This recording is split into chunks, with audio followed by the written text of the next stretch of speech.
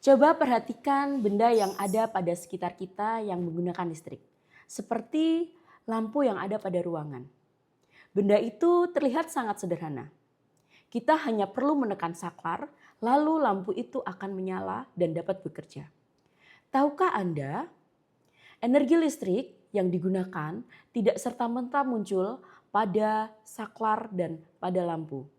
Sebelum menjadi listrik, energi itu berasal dari batu bara, gas, air, panas bumi, biomasa, bahkan pada cahaya matahari. Bagaimana sumber-sumber itu sangat berbeda dapat menghasilkan energi listrik yang kita gunakan? Sebelum kita bongkar rahasianya, marilah kita pemanasan logika sebentar. Simpan jawaban pada kepala Anda. Pertanyaan pertama, kita selalu menyebut tempat tersebut adalah pembangkit. Namun, mengingat hukum kekekalan energi, apakah mesin-mesin itu mengubah dan menciptakan energi dari ketiadaan? Ataukah hanya melakukan proses perubahan wujud energi? Dalam kebanyakan pembangkit tradisional, ada satu komponen raksasa yang berputar, yang berfungsi sebagai jantung utamanya. Menurut Anda, apakah nama komponen yang bertugas untuk mengubah putaran mekanik menjadi listrik? Pertanyaan yang ketiga, jika energi bisa diubah menjadi putaran, pertanyaannya adalah, apakah semua jenis pembangkit di dunia ini mutlak membutuhkan komponen berputar seperti turbin untuk menghasilkan listrik? Ataukah ada teknologi yang bisa melompati proses putaran tersebut? Simpan tebakan Anda dan mari kita buktikan kebenarannya. Halo semuanya, selamat datang kembali pada sesi pembelajaran dasar sistem tenaga listrik. Pada video sebelumnya, kita sudah melihat kelistrikan pada satu peta besar. Pada kesempatan kali ini, kita akan memperbesar satu titik dan fokus pada titik tersebut, yakni proses pembangkitan. Mari kita sepakati satu prinsip yang paling fundamental pada teknik elektro, yakni pembangkit tidak pernah menciptakan energi dari nol. Pembangkit hanyalah sebuah pabrik konversi. Mereka mengambil energi yang sudah disediakan dari alam, yang kita sebut sebagai energi primer, lalu mengubahnya menjadi energi listrik. Seperti batu bara dan gas menyimpan energi kimia, air di bendungan yang ada pada Sutami menyimpan energi potensial, gunung berapi menyimpan energi panas, dan matahari memancarkan energi radiasi.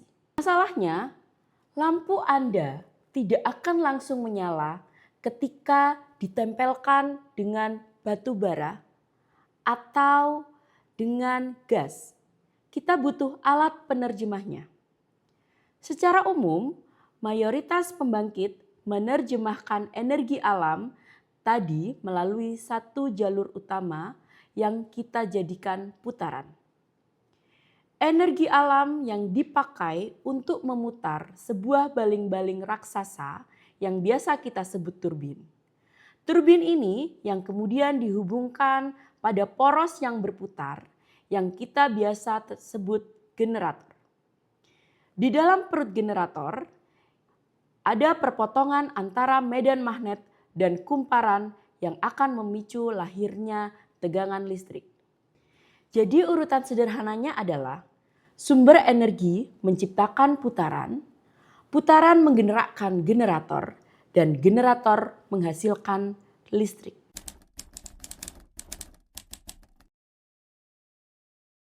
Yang pertama, energi kimia. Pada PLTU dan PLTG.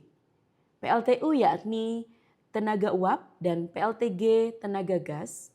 Pada PLTU, batu bara dibakar. Panasnya merebus air raksasa hingga menjadi uap yang bertekanan tinggi. Uap inilah yang meniup dan memutar turbin uap yang tersambung pada generator. Jika pada PLTG, gas yang dibakar langsung menghasilkan semburan udara panas yang bertekanan tinggi dan juga untuk memutar turbin gas. Keduanya berawal dari api dan bermuara pada putaran. Lalu bagaimana dengan yang tidak dibakar?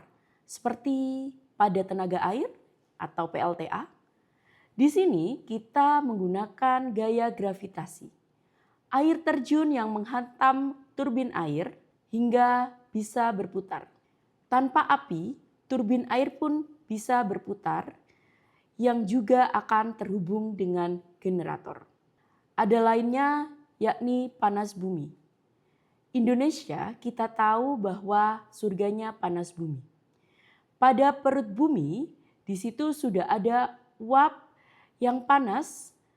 Nah, uap panas itu akan dialirkan pada turbin sehingga dapat memutar turbin dan juga turbin bisa memutar generator sehingga menghasilkan listrik.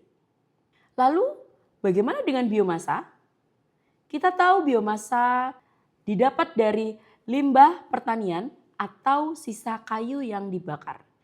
Sisa kayu dan juga limbah pertanian yang dibakar ini menghasilkan uap. Dan lagi-lagi uap itu digunakan untuk memutar turbin. Tapi tunggu, apakah semuanya berputar? Tentu tidak. Ada juga yang tidak berputar, yakni pada PLTS ataupun panel surya. Cahaya matahari yang menabrak panel surya akan langsung mengejutkan elektron-elektron yang ada pada dalamnya sehingga dapat mengalir menjadi arus listrik searah atau DC. Di sini tidak ada suara bising, tidak ada mesin berputar, dan tidak ada turbin. Dari PLTS langsung menjadi listrik DC. Sekarang uji kecepatan memori Anda. Di layar ada batu bara, gas, air, panas bumi, biomasa, dan matahari. Coba cocokkan dengan nama-nama pembangkitnya dalam waktu 6 detik.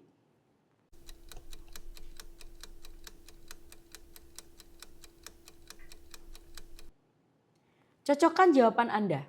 Batu bara untuk PLTU, gas untuk PLTG, air untuk PLTA, panas bumi untuk PLTP, sisa tumbuhan untuk tenaga biomas, dan cahaya matahari adalah untuk PLTS.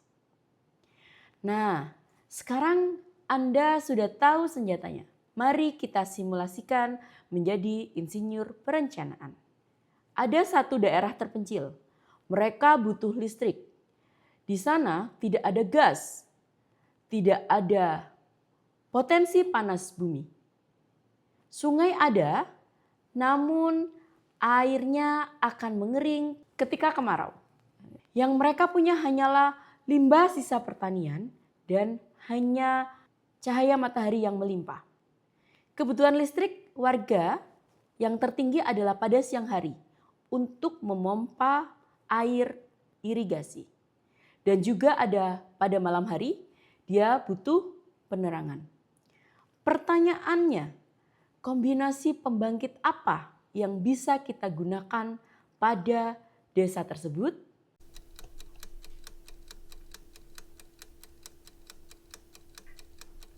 Jika Anda hanya menjawab PLTS, Anda separuh benar. Matahari melimpah pas hanya untuk pada siang hari, yakni untuk menggerakkan pompa. Tapi ingat, PLTS hanya bisa digunakan pada siang hari atau pada saat ada matahari. Maka untuk menutupinya, Kita butuh limbah pertanian yang kita olah menjadi pembangkit biomas sebagai backup. Disinilah seni menjadi engineer. Membangun kelistrikan bukan hanya sekedar memilih teknologi, mana yang paling keren atau modern, tetapi tentang apa yang paling cocok dengan alam yang ada pada sekitar, dana yang kita punya, serta pola hidup warganya. Itulah mengapa negara kita tidak hanya bergantung pada satu jenis pembangkit. Kita butuh yang namanya bauran energi, sebuah tim campuran.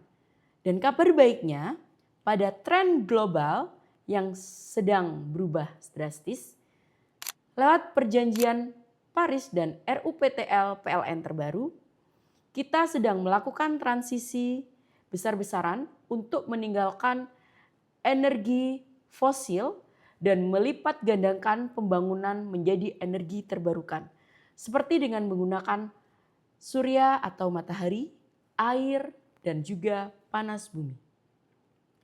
Transisi ini butuh waktu, tapi arahnya sudah sangat jelas. Satu hal terakhir, setelah listrik berhasil diciptakan oleh generator raksasa di pembangkit, apakah kabel bisa kita gunakan langsung untuk menyalurkan TV di rumah? Jelas tidak. Kenapa? Karena tegangan yang digunakan berbeda. Tegangannya masih harus kita ubah dan perjalanannya masih sangat panjang.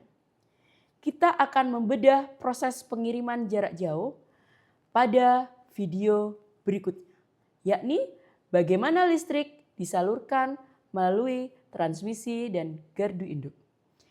Terima kasih sudah menyimak dan sampai jumpa pada materi berikutnya.